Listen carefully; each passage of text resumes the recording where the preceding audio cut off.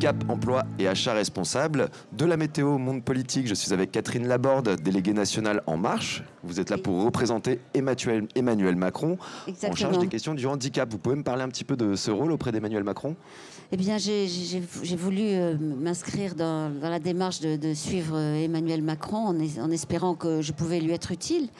Et tout de suite, il m'a dit oui. Et comme on venait de voir la petite Mélanie à la télévision, qui, avec sa force, son courage, sa joie, sa gaieté, son intelligence, était arrivée en effet à présenter un très joli bulletin météo. C'était juste après.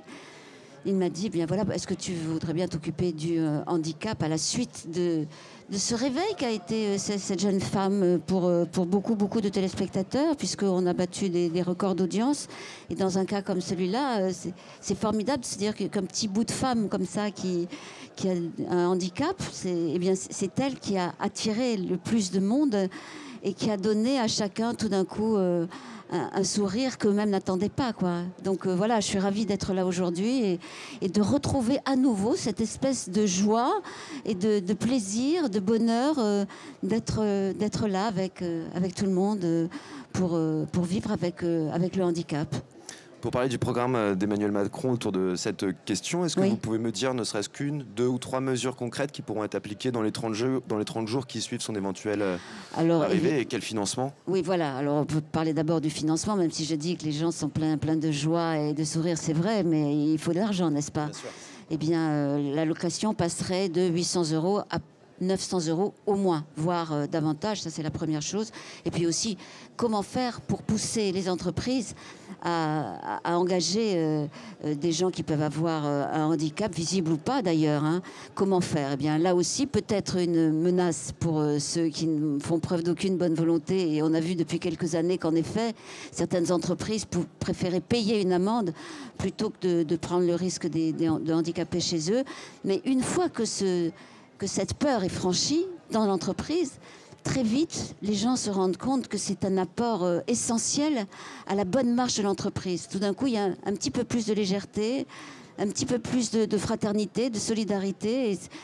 C'est des mots un peu nobles, mais dans un quotidien, c'est des mots très, très représentatifs de cette acceptation des handicapés dans l'entreprise. Ce sont des démarches comme faire présenter la météo par Mélanie qui font changer les mentalités selon vous ?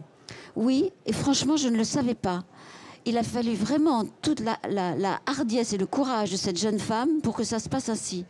Je craignais même que ce soit récupéré. Vous voyez, on voit une petite jeune femme qui a un handicap, on la plaint et on change de chaîne. Eh bien non, c'est pas du tout ça qui s'est passé. On n'a pas changé de chaîne.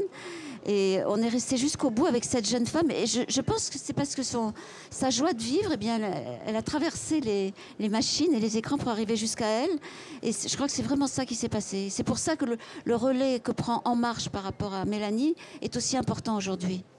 Pour en revenir sur l'emploi des personnes handicapées, on exige des taux de 6% en entreprise. Est-ce que ça doit changer ? Est-ce que cette loi... Alors ça, je ne sais pas, moi je connais pas bien, dès qu'on parle chiffres, je ne suis pas forcément la première à pouvoir vous dire des choses sensées. Mais enfin, de ce que je sais, oui, bien sûr, il faut aller au-delà de ces 6%, évidemment. Parce que les entreprises qu'on rencontre ici nous disent tous que c'est très difficile. Oui, c'est très difficile, mais... Il faudrait renforcer la formation, par exemple. Voilà, il faudrait le faire d'une autre manière.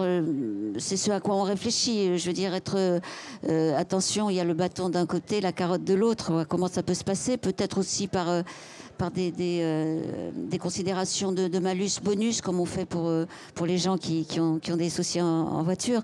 Voilà, c'est tout ça qui est mis sur le tapis en ce moment. Mais Emmanuel y tient beaucoup. C'est vraiment pour lui un sujet prioritaire. Sans doute parce que il a compris l'énergie et la gaieté qu'apportaient des gens différents des autres. Et je crois que c'est pour ça qu'il y tient tellement. Et c'est en tout cas ça que je ressens ici. Le secteur protégé et adapté, il compte actuellement 2500 fournisseurs, ça représente environ 300 000 emplois. Comment on peut encore aider ce secteur à se professionnaliser, à se développer, à aller plus loin ? Je pense qu'il y a un effet quand même de rhizome, quoi. C'est-à-dire qu'on voit bien que les gens qui ont créé une entreprise qui est vivante autour du handicap, je pense que leurs voisins, les autres personnes avec qui ils travaillent, je veux dire, tout ça fait qu'il y a de plus en plus de gens intéressés par le handicap qui, comme moi, se posent des questions. Mais comment êtes-vous arrivé dans le handicap? Et ces gens-là ont une importance pour les voisins, d'où l'importance d'ailleurs de ce salon où l'on voit en effet des gens qui ne se connaissaient pas forcément et qui se retrouvent autour du handicap et comment agir, comment faire en sorte que les gens victimes d'un handicap, visible ou pas, puissent complètement être dans l'entreprise à part entière. Et je crois qu'un salon comme ça, bon, c'est seulement le deuxième, n'est-ce pas? Et d'après ce qu'on m'a dit, il y a encore plus de monde que pour le premier. Donc c'est un signe de reconnaissance évident.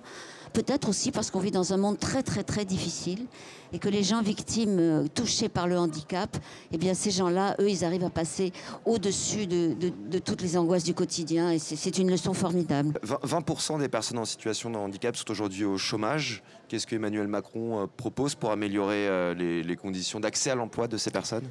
Eh bien oui, c'est vrai que 20% c'est énorme et qu'on travaille sur ce projet pour essayer de faire en sorte que les 20% baissent de plus en plus régulièrement. Ce sont des chiffres, et les chiffres sont indispensables, bien sûr. Mais moi, je suis ici aujourd'hui comme marraine, je suis ici pour représenter En Marche et Emmanuel Macron. Et voilà, je voudrais surtout témoigner de l'actualité pour Emmanuel de ce salon et l'actualité de chercher en effet comment faire en sorte qu'il y ait beaucoup moins de chômage chez les handicapés, davantage encore que chez les valides. Et c'est à ces questions qu'il faudra répondre très très vite et dans les prochains mois, bien sûr.